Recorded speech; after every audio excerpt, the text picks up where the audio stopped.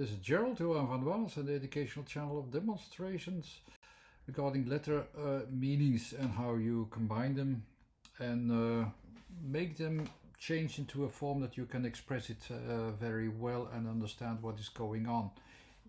This is the second part of the video, which deals with also the idea that our way how we focus upon things follow certain rules of interpretation, and the way how we estimate positions in space and time influence the way how letters behave and how we can understand them.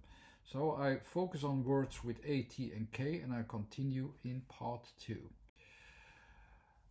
So we're still focusing upon these A words first. So we already had at, and now we will have a little bit closer look to the position of the T letter. This letter was used as a second letter, although I used it somewhat without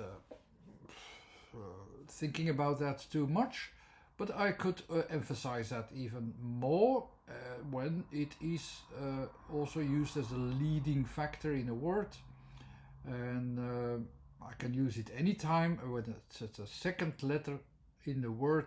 It has a certain position, and it's not only the second letter in the system.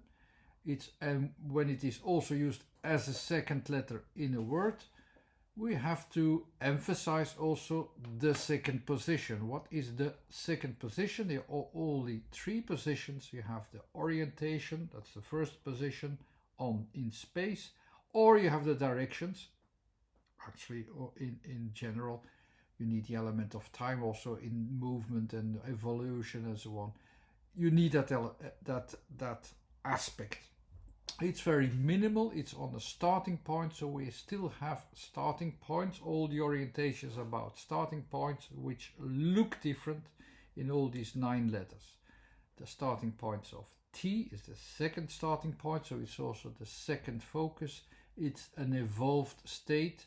What do we do? Actually, we have a starting point where we are sure of that we can also evolve from here. So it's still the same logic, and that's why I also say it's the idea of we can use it. That's where the idea we can use it comes from.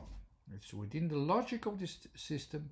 Starting point, first focus is a first focus of orientation. Second focus, I just explained it just now. So we go to the word attack. So we go from A and we give it a direction, because the second position, after localizing points of starting points, we also go to the second position where it's no longer enough. We also see where it goes to which direction. So here we use directions, and we will emphasize directions, although the T is in the system at the starting point, so it still should remain a starting point. That's one of these associations that you can make to keep your logic intact and correct. Even though you can have a lot of expressions, and that's why I sometimes also express it differently.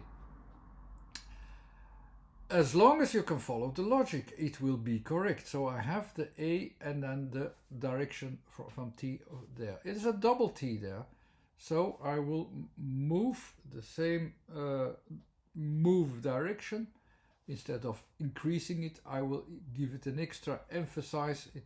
I will actually, in the third position, I could reposition it also. That's what I do, and I do that. This repositioning gives me the position that the vertical is moving sideways. I'm ready for the attack, as you can already see, and it goes towards a second position. So my attack will go to that direction. You can see that I am already focusing on where will my vertical point of what I want to take out go to. The first letter is the A, it's the starting point. It remains a starting point. although T is a starting point as well, it will also give you direction. It will need to give you direction. It's the second letter in the word, so it needs to give you direction with a double T. The third T is on the third position, so you have to change your focus. Your idea here, if I really do that, I change my focus, I'm already going to another direction. Which direction? In the suggestive way, how you can hear it by position and so on, you already will adapt, and you will make your positioning more correct towards the second focus, the second A. You hear an A. Oh, it's a different center. I go from one center to another center. It goes all very quickly, but you know that you have to grow to, evolve to, focus upon with your A to the second focus. And so you can sense the T already. There's a double T here. You can also imagine this as the square. I always said if it's a doubling, you double the dimensions, because then you can add two times two directions. And here it is also with the refocusing underneath as a suggestion, even though as letter alone it's not 100% necessary, but your mind will focus that direction, the change of direction anyhow. Even if you do the rest correctly, your focus will go to an adaptation of direction.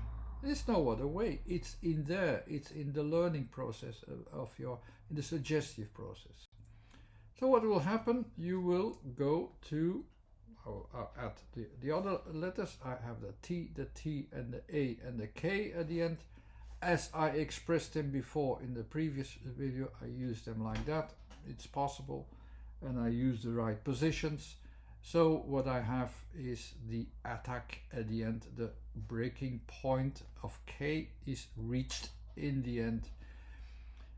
The C there is always a help. The C with the K here, it is this orientation towards the attack. The C is the estimation, how you can use your focus. I want to have the correct focus, the C of the correction of focus a little bit like that. You correct your focus a little bit because there are things that are already tending to go other directions. You focus again. That's the C, and you can see the word expressed as attack.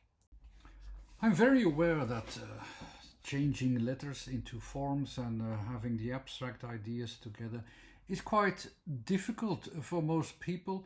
There is a more easier method, and that I will give you as a bonus, more easier method to learn.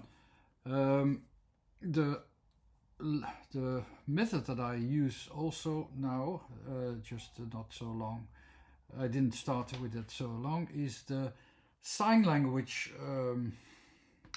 method, which is a method with which to learn and to adapt more easily.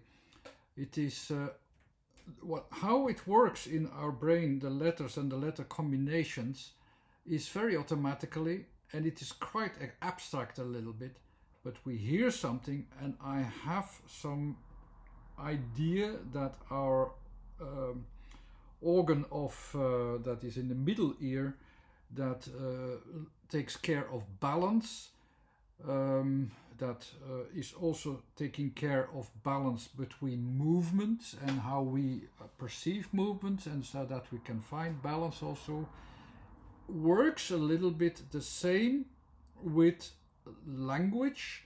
It's also looking for the balance, and it looks for that. You don't notice that, but the way how we perceive letters, and we see them, it's in the beginning, it's in the end, it's moving. These kind of perceptions that are mental in the words work exactly the same way as with exact movements. So that could be why when I change them into the similar movements in which all of the features of the letters are dealt with in very simple movements, you can perceive them a bit more easily. And it's because we have much more ability to do so by having a literal sense of balance it with movements. If I say you do 2 steps forward, 1 backward, or you have 1 backward, 2 forward, of 2 backward, 1 forward, it will give you immediately a different sense of and feeling what it is. And if I say, yeah, you do 2 movement, you do 1 movement to the front, 2 to the back, you will have the feeling like, oh, I'm backing up. So you immediately grasp the idea of the final effect. The same for instance, the other way around. I have 1 step back, 2 steps forward. You will have the feeling that you prepared yourself well, and you can go much more easily forward. That is easily grasped. The same with any kind of movements, any kind of expressions. Our language developed from sign language, so we are much more easy with working with it than, for instance, with forms or so on. So I will use this. So you have already the video of attack. You probably will think, okay, it is why does it work? Is it really working? I don't know. I don't understand it. But with the sign language, you could easily grasp it. Just do that, and you will have the sense. You will have. So I will simply use always the same signs for each letter, and they represent the letters very well. So let's have A, T, A, and then the C. I thought the C wasn't easy. I shouldn't express in signs, but actually it helps very well to direct the order and so on. So it is. I should always express it. And then the K. Separately, they don't say much, but if I combine them, at, mostly it will have something like, oh, I sense this, so I know more or less where I am. With the double T, it has also a different expression of sound. There are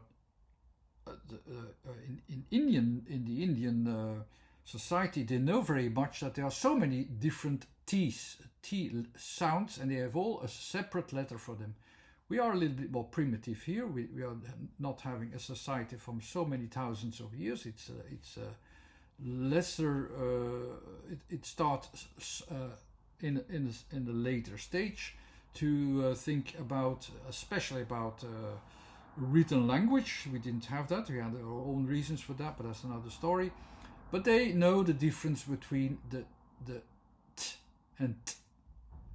And we can also know, still distinguish them, but we all consider them as T. But you have, for instance, in bread, you more have T, and it's a longer space that you have after that. For instance, like with another example, I have the Dutch word here, betalen. Is very short, and it also connects quicker. So it connects quicker. So when you have that, also in attack, it will more quickly will connect as well. You will sense it, and this distance is lesser, and it will bring immediately the next element very close to it. That's why attack is very closely attached to it. Then the C, and then the K. And then in total you have the A. So these two A's, you see these differences that are connected with a distinction with this T, which makes this distinction. With the C, you immediately say, okay, I want to do that. This is where I'm going to make change something, and what change do you make? You break something. If you would simply break it, it will look different. So the C helps a little bit to give you a notice that you want to do something somewhere at a certain point, and then you break it. And this is the attack. It's exactly the same as I explained before, but it's much more easy to experience. So just try it. Try the A, T, and then the C, and then the K. If you do these things and you combine them together, you will also sense that it will fit with the attack. And it's also another proof, if you like, if you start to experience it, that you can sense also that each letter is at its right place. And it is even indeed a dance between the letters, and this dance goes very quickly in your mind mentally. It goes a little bit less slowly than, but not so much, with this movement that you do yourself. And it's even much more slower to understand this process, how the formation process goes. And of course I have to break the things that are going on apart so that I can show you. But that is actually making the path of understanding longer. It should be very quickly that you understand attack. It's where the letters are and in which combination. So this was a short second part of videos, and I expressed only one word, attack. I will continue from here. Thanks again. Bye bye.